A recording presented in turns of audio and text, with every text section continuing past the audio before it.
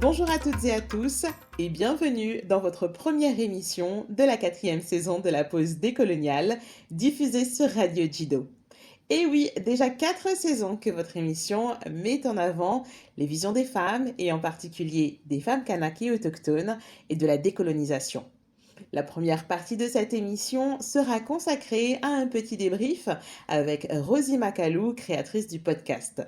Nous reviendrons avec elle sur la révolte de 2024 et ses conséquences sur le pays et sur le podcast.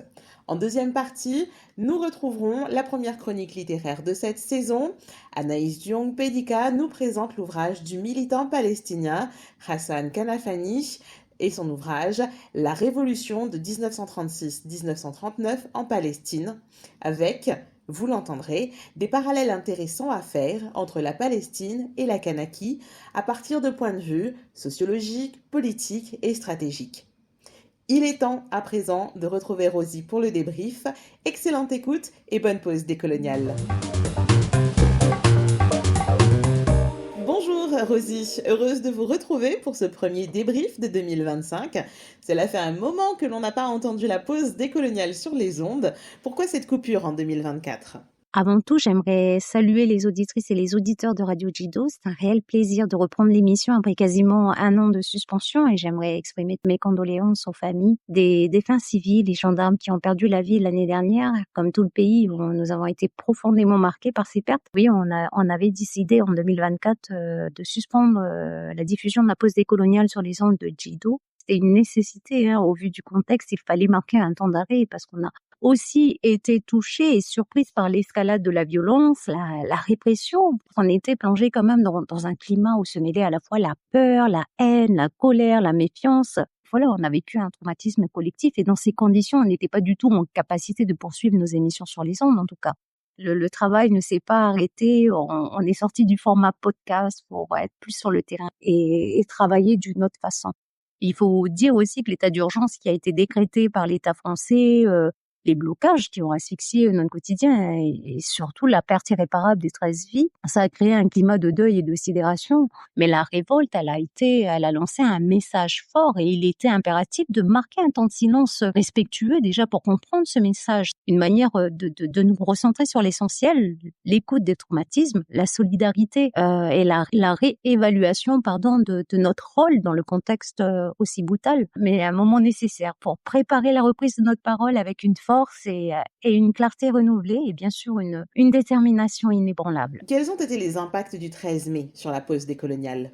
Alors, en dehors de la suspension de l'émission, je pense que l'impact le plus significatif, c'était les sollicitations que l'on a reçues de la part de personnes, principalement via les réseaux sociaux, qui nous ont identifiés parmi de potentielles actrices qui pouvaient les aider. Alors, du jour au lendemain, on s'est retrouvés avec des messages de personnes qui souhaitaient avoir des informations sur des démarches administratives, sur des précisions quant à l'actualité. Ça montre à quel point il y avait une panique, une détresse d'une part et aussi peut-être une espèce de perte de confiance envers le discours politique et ensuite, je pense, envers l'administration qui jugeait partisane, impartiale, notamment en province sud. Donc, on a essayé d'aider et d'orienter comme on le pouvait. Après, il faut dire que la suspension de l'émission, ça nous a conduit à être plus actifs sur le terrain et sur les réseaux sociaux, soit en relayant des informations en lien avec l'actualité, soit en relayant des informations en rapport avec les réseaux de solidarité dans la région et de par le monde, et aussi en lançant un appel à l'écriture qui plusieurs personnes nous ont envoyé des écrits pour qu'on puisse les publier sur notre page, des écrits où ils déclamaient leur amour pour le pays. Donc c'était vraiment une façon de se connecter les uns aux autres dans ce moment difficile, mais aussi de libérer la douleur, de mettre des mots sur les mots. Notre travail consiste à questionner le processus de décolonisation dans ses aspects politiques, juridiques, sociaux, culturels, économiques, géopolitiques. On a des indicateurs alarmants d'années en matière d'éducation, de santé. Quand on voit les inégalités qui se sont creusées depuis ces dernières années, on interroge directement le processus de décolonisation. On interroge les engagements des signataires des accords, pas que l'État français, mais aussi les forces politiques locales qui sont pour la majorité dans les institutions et donc en charge de la définition et de la mise en œuvre des politiques publiques. Donc voilà, cette révolte, elle nous a permis de confirmer notre ligne éditoriale et elle a souligné une force particulière du rôle crucial des femmes kanak, souvent invisibilisées dans les instances de décision, alors qu'elles sont au cœur de la transmission culturelle, de la résistance, de la construction et du maintien de la paix. Donc voilà, ces événements, ils nous ont renforcés dans notre détermination à amplifier la voix des femmes kanak, leurs analyses et leurs propositions pour une véritable décolonisation. Comment vous avez vécu 2024? Alors comme tout le monde, je pense, ça a été une épreuve douloureuse. Après des mois de mobilisation pacifique et déterminée contre le dégel du corps électoral, la révolte du 13 mai, ça nous a plongé dans une ambiance, une violence qui ont ravivé pour beaucoup les fantômes de notre passé, surtout de nos parents, de l'époque de nos parents. Je parle de la guerre civile de 84-88.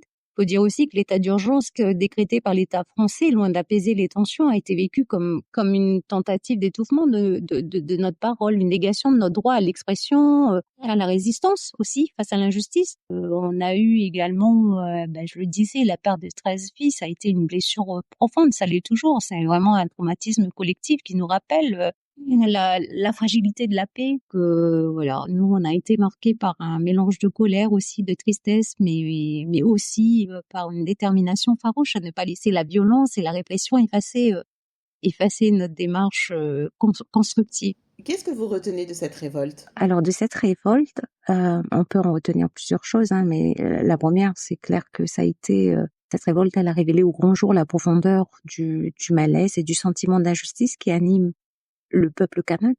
Ensuite, elle a mis en évidence l'importance des mots et du récit, que ce soit au niveau politique ou au niveau médiatique, que ce soit à l'échelle locale, régionale ou internationale. On a assisté quand même à des mécanismes de stigmatisation et de criminalisation du mouvement indépendantiste et aussi de la jeunesse kanak.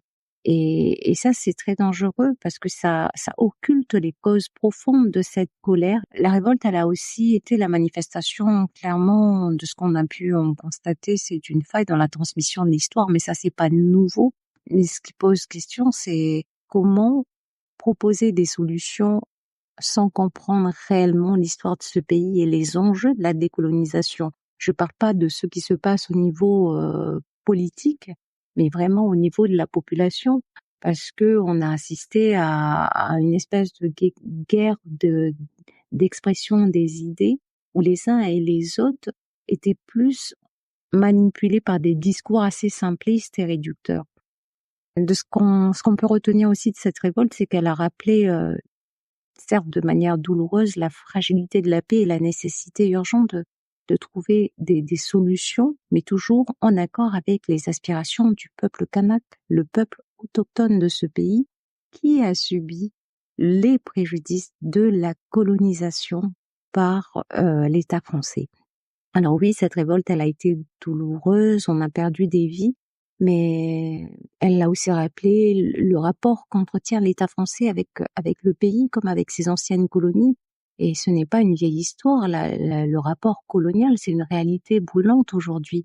La résistance kanak, elle ne sort pas de nulle part, elle est le fruit d'une longue histoire de lutte contre la colonisation française. Ça nous laisse pas indemnes, ça entraîne des siècles de traumas qui alimentent en plus notre résistance face à l'oppression.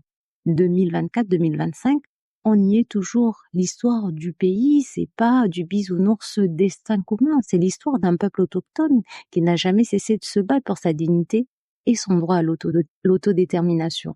Donc c'est cette histoire de résistance qui conditionne, qu'on le veuille ou non, le maintien de la paix dans ce pays. Et ça fait partie de notre histoire commune, qui doit être racontée dans tous les espaces de transmission du savoir pour une vraie reconnaissance, pas que symbolique, de notre identité et de notre existence. Enfin, ce qu'on retient de cette révolte aussi, c'est que il y a un point particulier qui nous a interpellés, c'est l'opportunisme que cette révolte a suscité. Du jour au lendemain, on a vu les caméras du monde entier braquées sur nous. On a vu des experts autoproclamés défiler sur les plateaux télé, des chercheurs se faire les porte-paroles du peuple kanak. On a vu des bouquins publiés comme si l'actualité du pays allait profiter à la promotion et à la vente de ces bouquins. Bien sûr, il est important que le monde entier sache ce qui se passe ici, mais certains s'approprient notre parole et ça, c'est une forme de violence symbolique qui s'ajoute à toutes celles que nous subissons déjà depuis. Vous revenez cette année avec la quatrième saison déjà.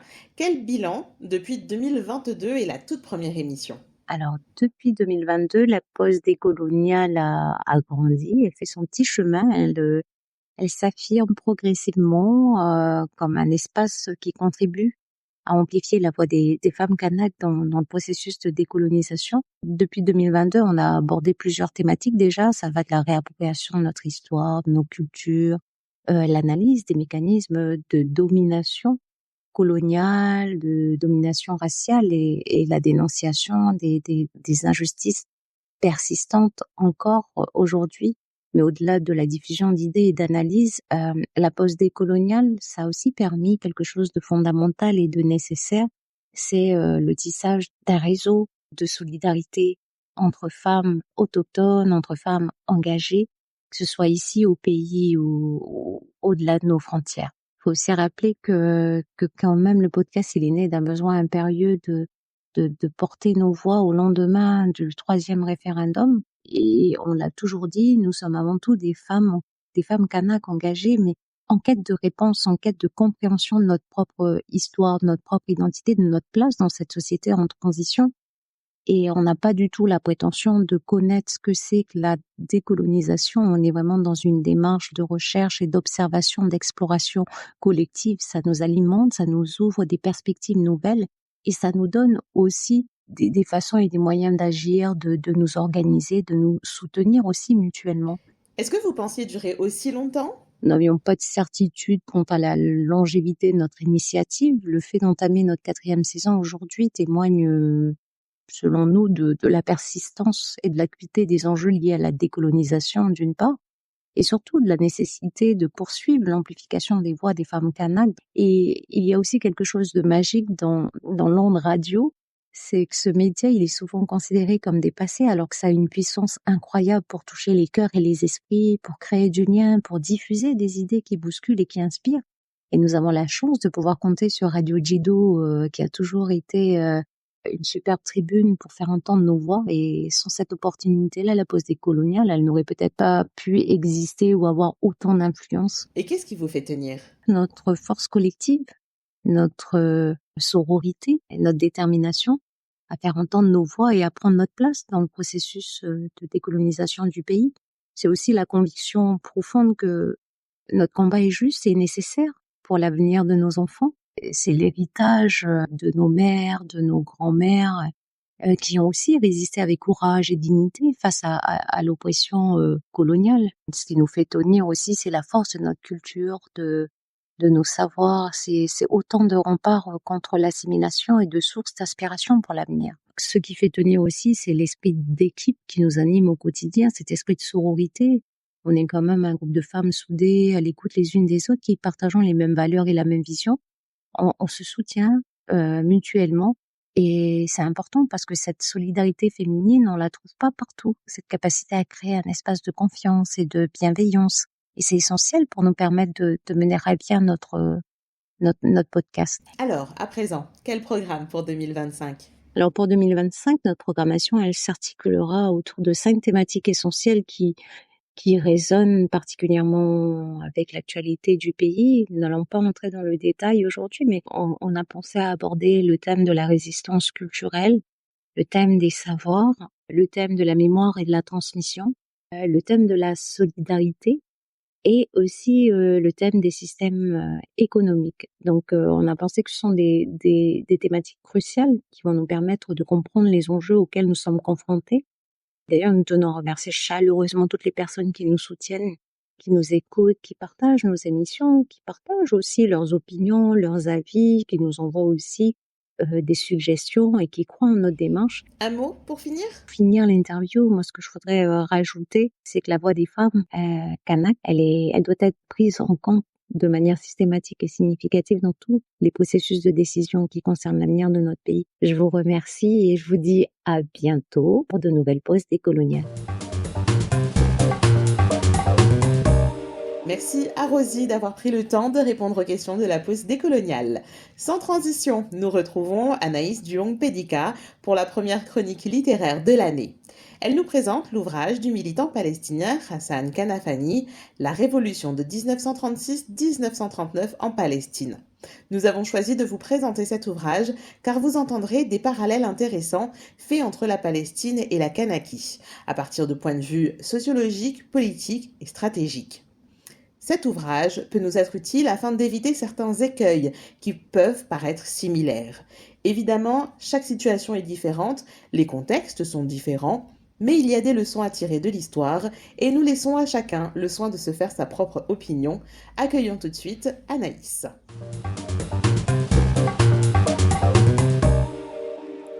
Pour ce premier épisode de cette nouvelle saison de La Pause décoloniale, je vous propose de découvrir un livre du militant révolutionnaire, homme politique et écrivain palestinien Hassan Kanafani, intitulé La Révolution de 1936-1939 en Palestine.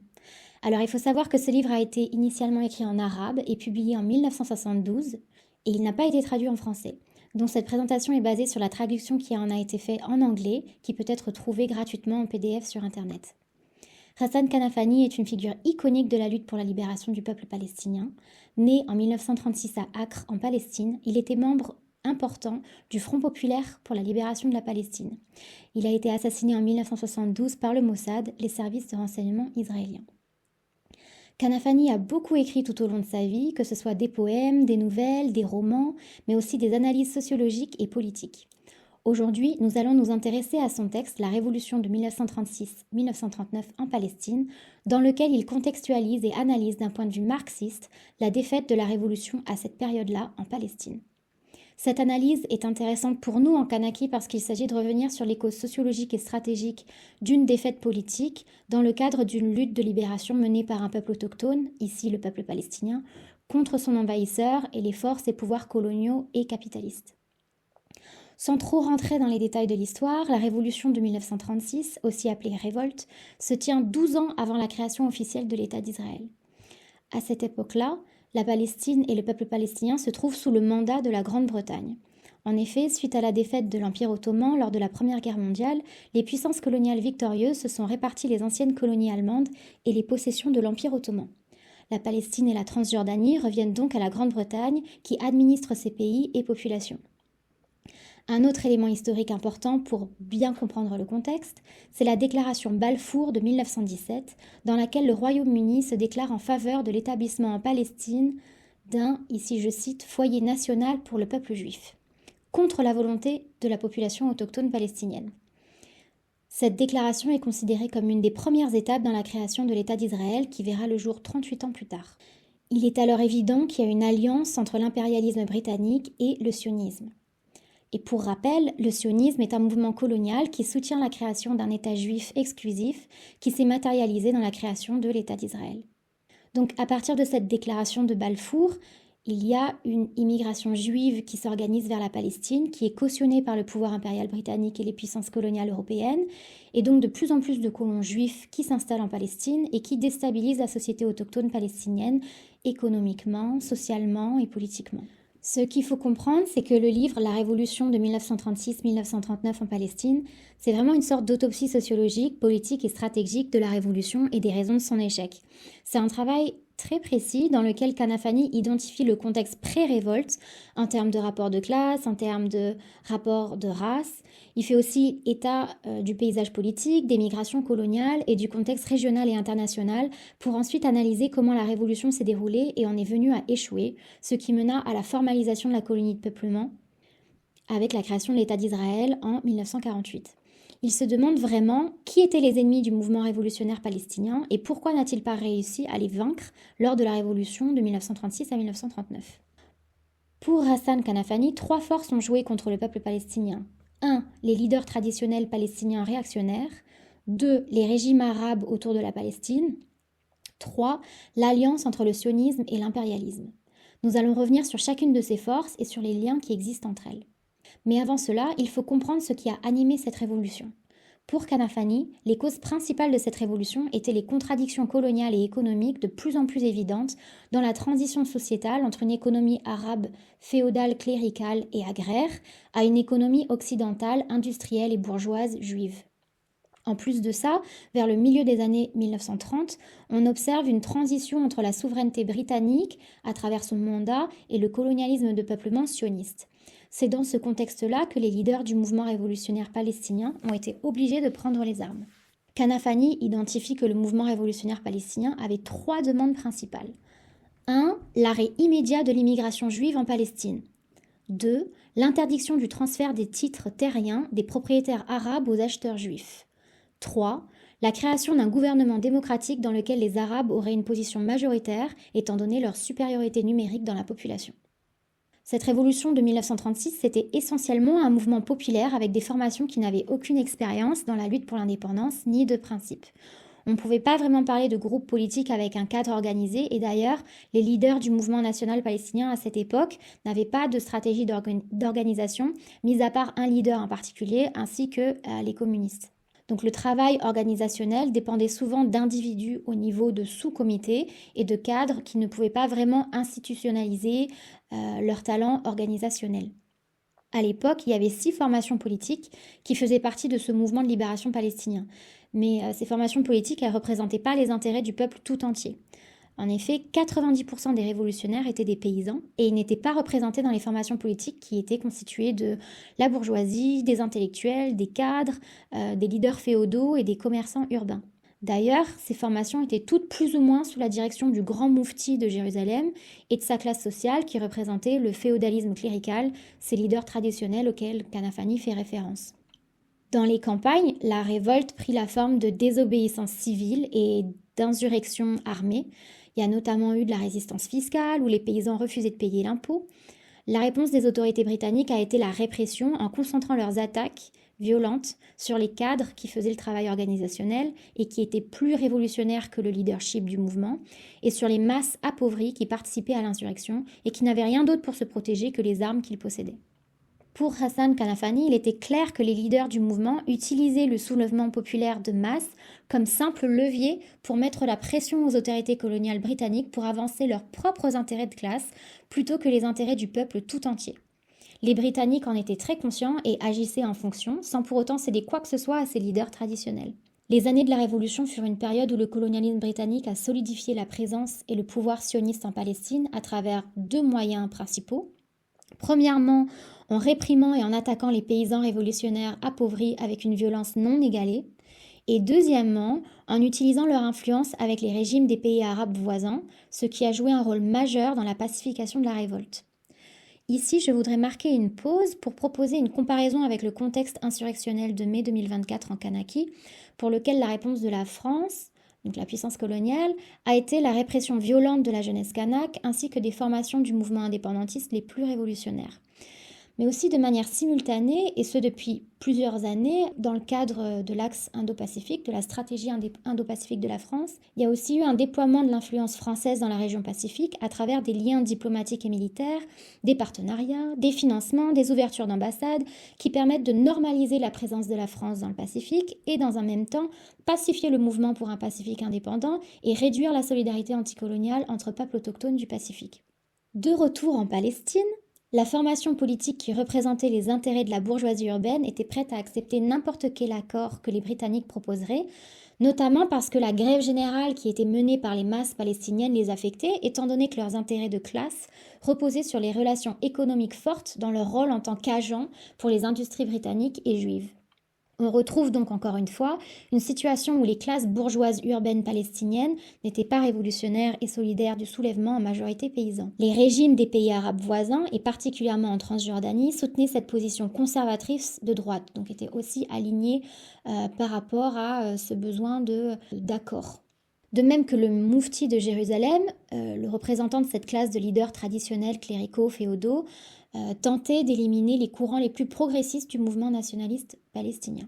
En 1937, suite à l'assassinat par des guérillas d'un cadre de l'administration coloniale britannique qui facilitait le transfert de terres palestiniennes aux sionistes en Galilée, les paysans palestiniens ont pris le contrôle total de la révolution.